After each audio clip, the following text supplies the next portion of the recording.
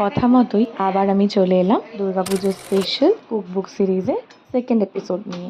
আজকের রেসিপি কি নিশ্চয়ই দেখে এতক্ষণে তোমরা বুঝতেই পেরেছো। হ্যাঁ, আজকের রেসিপি কিন্তু দুধ শুক্তো।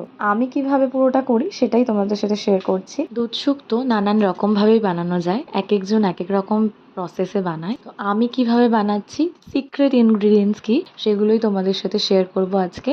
এখানে দেখো, আমি প্রথমেই সবজি কাটার কাজটা কিন্তু সেরে নিচ্ছিলাম। তাহলে চলো দেখে নিই কি কি সবজি দিলাম। এখানে প্রথমেই দিয়েছিলাম উচ্ছে, ঝিঙে, গাজর, এরপর নিয়েছিলাম বটবটি, তারপর বেগুন, আর যেটা না দিলেই নয়, টেস্টি আসবে না, আলু আর সজনে ডাঁটা।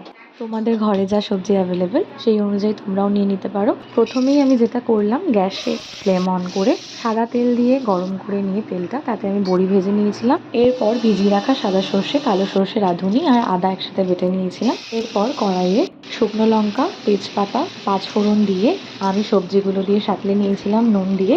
এরপর সবজিগুলো ঢেকে দিয়েছিলাম, হাফ ডান হওয়ার পর ঝিঙেগুলো দিয়ে আবার পুরো সেদ্ধ করে নিয়েছি। এরপরে শেষ পর্যায়ে দিয়ে দিতে হবে নামানোর আগে ওই বাটা মশলাটা। তারপরে একটু চিনি দিয়ে আরও একটু সাঁতলে নিয়ে তারপর দিয়ে দেবো আগে থেকে গরম করে রাখা দুধটা।